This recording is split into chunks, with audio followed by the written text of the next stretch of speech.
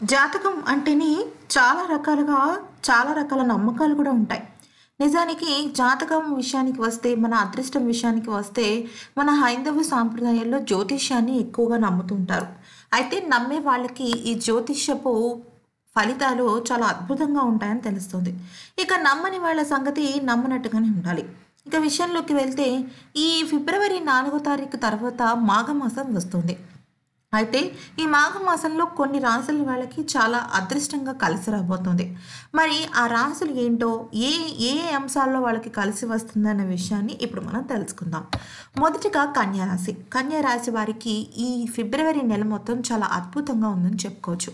వాళ్ళకి ఏ పెట్టుబడి పెట్టినా కూడా రెట్టింపు ఆ ఫలితాలు వస్తాయి. ఉద్యోగస్తులకి కూడా చక్కటి మంచి ఫలితాలు ఉన్నాయి. అంతేకాకుండా నూతన గొప్ప గొప్ప వ్యక్తులతో పరిచయాలు ఏర్పడతాయి. వాళ్ళు సాధించలేము అనుకున్న పనిని కష్టపడి సాధిస్తారు. పట్టుదలతో కృషి చేసి కన్యా రాశి వారు చివరికి విజయాన్ని చేకూర్చుకుంటారు. అంతేకాకుండా ఆర్థికంగా కూడా వాళ్ళకి మంచి పురోగతి ఉంటుంది. ఎటువంటి సమస్యలు ఉన్నప్పటికీ కూడా అధిగమించడానికి ఎంతో కొంత కృషి చేస్తారు. ఇంతేకాకుండా దైవ బలం వాళ్ళకి తోడవుతుంది. ఇక కుటుంబ సభ్యులతోనూ మరియు ఇతరితర స్నేహితులతోనూ కూడా మంచి మంచి సహకారాలు అందడంతో చాలా అదృష్టం కలిసి వస్తుందని చెప్పుకోవచ్చు కన్యా రాశి వారికి ఫిబ్రవరిలో. ఇక రెండవ రాశి ఏంటయ్యా అంటే కర్కాటక రాశి. కర్కాటక రాశికి వారు పోయిన రోజులు అంటే గడిచిన రోజుల్లో చాలా రకాల కష్టాన్ని శ్రమని వాళ్ళు పడ్డారు. అయితే ఆ శ్రమ పడడం ద్వారా వాళ్ళకి అదృష్టం కలిసి రాబోతోంది. ఇక రానున్న కాలంలో వాళ్ళు ఏదైతే విత్తనాలు నాటారో ఇప్పుడు వాటికి పళ్ళు కూడా కాచి చక్కగా కాపుకు వచ్చిందని చెప్పుకోవచ్చు. ప్రతి విషయంలోనూ వాళ్ళకి అదృష్టం కలిసి వస్తుంది. చాలా ధనలాభం ఎక్కువగా ఉన్నట్టు తెలుస్తుంది. శ్రమ తక్కువ రాబడి ఎక్కువ అన్నట్టుగా కర్కాటక రాశి వారికి ఉంటుంది. అంతేకాకుండా కుటుంబ సహాయ సహకారాలు కూడా వాళ్ళకి చక్కగా అందుతాయి. ఇక ఆరోగ్యం విషయంలో కూడా వీళ్ళకి ఎటువంటి డోకా లేదని తెలుస్తుంది. ఇక వీళ్ళకి పిల్లల దగ్గర నుంచి కూడా మంచి శుభవార్తలు వింటారని, వీరింట్లో అన్ని శుభకార్యాలే ఉంటాయని తెలుస్తుంది. ఇక తదుపరి రాశి ఏంటయ్యా అంటే మీనరాశి. మీనరాశి వారికి ఈ కాలం, ఈ ఫిబ్రవరి అనేది అదృష్టపరంగా మారబోతోందని తెలుస్తుంది. వాళ్ళు చేపట్టిన ప్రతి పని సక్సెస్ బాటనే వెళ్తుంది.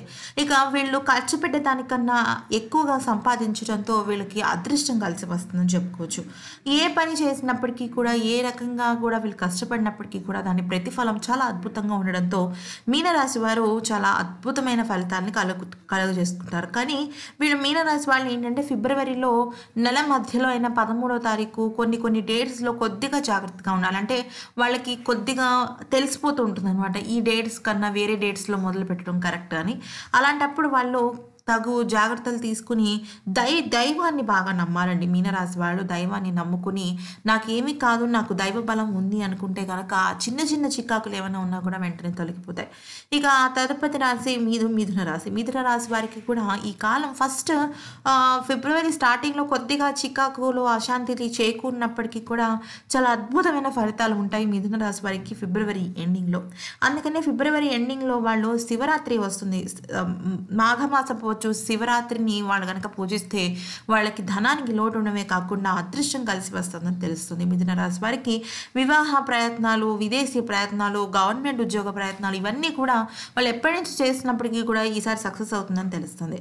మరి విన్నారు కదా ఫ్రెండ్స్, ఎటువంటి ఎన్నో వీడియోస్ కోసం దయచేసి మా ఛానల్ని లైక్ చేయండి, షేర్ చేయండి, సబ్స్క్రైబ్ చేయడం మాత్రం మర్చిపోకండి.